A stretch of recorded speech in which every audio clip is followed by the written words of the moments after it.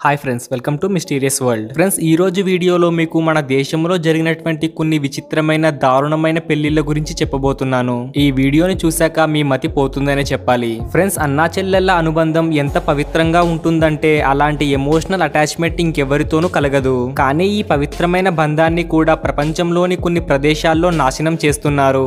అయితే చాలా చోట్ల సొంత అన్నా చెల్లెళ్ళే పెళ్లి చేసుకున్న వారు కూడా ఉన్నారు. ఫ్రెండ్స్, ఈ రోజు వీడియోలో నేను మీకు అలాంటి వారి గురించి చెప్పబోతున్నాను.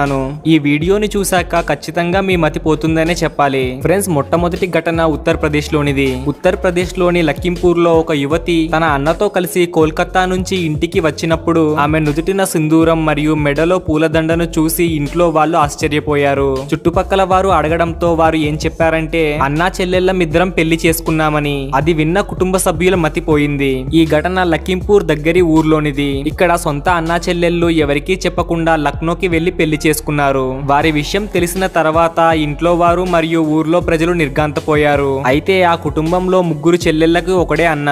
అయితే అందులో పెద్ద చెల్లికి పెళ్లయింది. అయితే అక్కడి ఊర్లో వారు రెండో చెల్లికి అతనికి ఏదో సంబంధం ఉంది అని అనుకునేవారు. కానీ వీళ్ళు ఇలా పెళ్లి చేసుకుంటారని అక్కడి వారు ఊహించలేదు. యువకుడు కోల్కతాలో కూలి పని చేసేవాడు. ఒక సంవత్సరం కిందట తను పని మానేసి తన సొంత ఊరికి వచ్చేశాడు. స్థానికులు చెప్పేదేంటంటే తిని వచ్చిన 8 రోజుల తర్వాత లక్నో వెళ్లి ఇద్దరు పెళ్లి చేసుకున్నారని. వీళ్ళు తిరిగి వచ్చిన తర్వాత ఊర్లో వారు మరియు కుటుంబ సభ్యులు షాక్ లో ఉండిపోయారు. విషయం తెలిసిన తర్వాత ఊరి పెద్దలు వీరిద్దరిని ఏమైందని అడగగా ఒకరిని విడిచి ఒకరు ఉండలేమని, మమ్మల్ని ఇద్దరిని విడదీయొద్దని చెప్పారు. దీని తర్వాత వారిద్దరూ ఢిల్లీ వెళ్లడానికి బయలుదేరారు. ఇద్దరు షజాపూర్ కి చేరుకుని అక్కడి నుండి ట్రైన్ ఎక్కడానికి రైల్వే స్టేషన్ కి వెళ్లారు. అయితే అక్కడ ఒక పోలీస్ ఆఫీసర్ కి వీళ్ళని చూసి అనుమానం వచ్చింది. అతను వచ్చి వీళ్ళని చెక్ చేస్తే అసలు విషయం బయటపడింది. దీని తర్వాత యువకుడిని మహమ్మదీ పోలీస్ స్టేషన్ లో అప్పగించారు మరియు యువకుడికి శాంతి భంగం కింద చలాన్ వేశారు. అయితే ఇక్కడ ఆలోచించాల్సిన విషయం ఏంటంటే ఇది సరైనదేనా? ఒక అన్న తన సొంత చెల్లిని పెళ్లి చేసుకోవాలి అని అనుకోవడం ఎంతవరకు కరెక్ట్? ఫ్రెండ్స్, నిజం చెప్పాలంటే ఇక్కడ తప్పు వాళ్ళిద్దరిది మాత్రమే కాదు, వాళ్ళని సరిగా పట్టించుకొని వారి పేరెంట్స్ ది కూడా. వాళ్ళకి చిన్నతనం నుండి వాల్యూస్, ఎథిక్స్, రిలేషన్షిప్స్ గురించి సరిగ్గా చెప్పి పెంచి ఉంటే ఈ సమస్య అసలు వచ్చేదే కాదు. మీకు ఎటువంటి సమస్యకైనా పరిష్కారం చెప్పబడును. సిద్ధాంతి గారు జ్యోతిష్ శాస్త్రంలో 40 సంవత్సరాల అనుభవం ఉన్న ఇండియన్ ఫేమస్ ఆస్ట్రాలజర్. ఎటువంటి సమస్య అయినా గురువు గారిని సంప్రదించండి. దూర ప్రాంతంలో ఉన్న వారికి ఫోన్ ద్వారా జ్యోతిష్యం చెప్పబడును. ఫ్రెండ్స్, ఇలాంటి ఇంకో ఘటన పంజాబ్ లో జరిగింది. ఫ్రెండ్స్, మన సమాజంలో అన్నా చెల్లెల బంధాన్ని ఎంతో పవిత్రంగా భావిస్తారు. కానీ పంజాబ్ లోని ఒక గ్రామంలో అన్నా చెల్లెళ్ళ రహస్యం బయటపడి ఈ పవిత్ర బంధం యొక్క అర్థాన్నే మార్చేసింది. పంజాబ్ లోని ఈ అన్నా చెల్లెళ్ళ విషయం విన్న ప్రతి ఒక్కరూ ఆశ్చర్యపోతారు. ఒక వ్యక్తి చిన్న లాభం కోసం ఎంతవరకు దిగజారుతాడు అన్న విషయం ఈ వీడియోని చూస్తే అర్థమవుతుంది. ఫ్రెండ్స్, పంజాబ్ లోని ఒక అమ్మాయికి విదేశాలకు వెళ్ళాలి అనే కోరిక ఉండేది. కానీ వీసా లేని కారణంగా ఆమె వెళ్ళలేకపోయింది.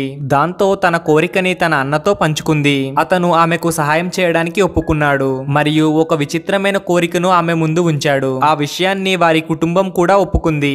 వీసా కోసం కుటుంబం మొత్తం గురుద్వార్లో వీరి దొంగ పెళ్లి చేశారు. ఈ పెళ్లి విషయం చుట్టుపక్కల వారికి తెలిసి అందరూ ఆశ్చర్యపోయారు. అయితే ఈ దొంగ పెళ్లి విషయం మెల్లమెల్లగా పోలీసుల వరకు చేరింది. వీసా కోసం దొంగ మ్యారేజ్ సర్టిఫికేట్ మరియు ఫేక్ డాక్యుమెంట్ సబ్మిట్ చేయడంతో పోలీసులు వారిని అరెస్ట్ చేయడానికి వెతికారు. మరియు అక్కడి ఎస్ఐ ఏం చెప్పారంటే ఆ యువకుడు ఆస్ట్రేలియాలో పర్మనెంట్ వీసాని కలిగి ఉన్నాడు. సొంత అన్నతో పెళ్లి అయిన తర్వాత యువతి కూడా అతనితో వెళ్లడానికి దొంగ డాక్యుమెంట్ సబ్మిట్ చేసి అతనితో ఆ దేశానికి వెళ్లిపోయింది. ఇద్దరు పెళ్లి చేసుకుని మరియు దొంగ డాక్యుమెంట్ సబ్మిట్ చేసి పాస్పోర్ట్ ఆఫీస్ లో వెరిఫై చేసుకున్నారు. కుటుంబ సభ్యులు ఏం చెప్పారంటే కొడుకు ఆస్ట్రేలియాలో పని చేస్తున్నాడు మరియు కూతురు అక్కడికి షిఫ్ట్ అవ్వడానికి ఈ దారుణమైన పనికి ఒడిగట్టామని. వీళ్ళిద్దరూ పెళ్లి చేసుకుని ధార్మిక మరియు సామాజిక విలువలకు భంగం కలిగించారు మరియు ఫేక్ డాక్యుమెంట్స్ తో పోలీసులను మోసం చేశారు. ఇది ఒక నేరం. ఫేక్ డాక్యుమెంట్స్ గురించి పోలీసులకు తెలియగానే ఇద్దరు ఎక్కడికో పారిపోయి దాక్కున్నారు. పోలీసులు వారిని వెతికే పనిలో ఉన్నారు. ఫ్రెండ్స్, ఇప్పుడు ఎలాంటి ఘటనని చూడబోతున్నామంటే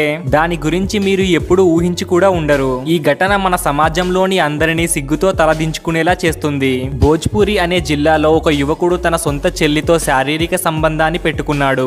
ఈ వ్యవహారం చాలా సంవత్సరాల వరకు సాగింది. ఈ విషయం యువతి గర్భం దాల్చిన తర్వాత బయటపడింది. ఈ విషయం యువతి యువకుడితో చెప్తే తను ఆమెను పెళ్లి చేసుకుంటానని చెప్పాడు. దాంతో ఇద్దరు ఇల్లు విడిచి పారిపోయి పెళ్లి చేసుకున్నారు. అమ్మాయి కనిపించకపోవడంతో తండ్రి పోలీస్ స్టేషన్ కి వెళ్లి కిడ్నాపింగ్ కింద అబ్బాయి మీద కంప్లైంట్ ఫైల్ చేస్తాడు. తండ్రి కంప్లైంట్ తో పోలీసులు వీరిద్దరిని వెతికే పనిలో పడతారు. ఇద్దరు పెళ్లి చేసుకుని డైరెక్ట్ గా పోలీస్ స్టేషన్ కే వెళ్తారు. అమ్మాయి పోలీస్ స్టేషన్ లో అబ్బాయి లేకపోతే చచ్చిపోతాను అని చెప్పడంతో ఈ సంఘటన మరింత గంభీరంగా మారుతుంది. దీనికంటే ముందే అమ్మాయి తండ్రి కూతురు కిడ్నాప్ అయిందని కంప్లైంట్ ఇచ్చాడు. దీని తర్వాత అమ్మాయి పోలీస్ స్టేషన్ కి చేరి మేమిద్దరం పెళ్లి చేసుకున్నాం, ఇప్పుడు మేమిద్దరం భార్యాభర్తలమని చెప్తుంది. అమ్మాయి నోటి నుండి ఇలాంటి మాటలు విన్న పోలీసులు ఏం చెయ్యాలో తెలియని అయోమయ స్థితిలో పడిపోతారు.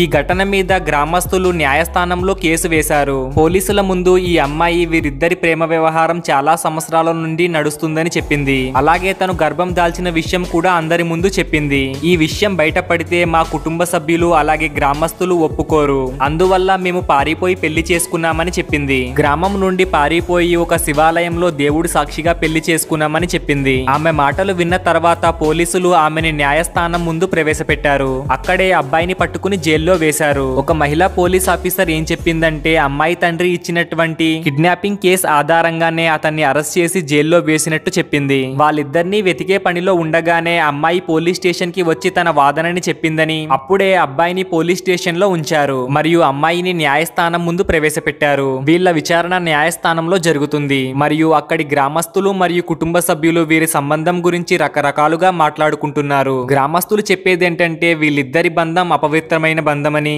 ఇప్పుడు మేము వీళ్ళిద్దరిని మా గ్రామంలో ఉండనీయమని, ఎందుకంటే వీళ్ళిద్దరిని గ్రామంలో ఉండనిస్తే మిగతా వారిపై కూడా చెడు ప్రభావం పడుతుందని చెప్పారు. ప్రస్తుతానికి న్యాయస్థానంలో ఈ కేసు ఇంకా నడుస్తూనే ఉంది. ఫ్రెండ్స్, ఇలాంటి వారి గురించి మీరు ఏమనుకుంటున్నారో కామెంట్ సెక్షన్ లో కామెంట్ చేసి తెలపండి. Thank you friends, thank you for watching.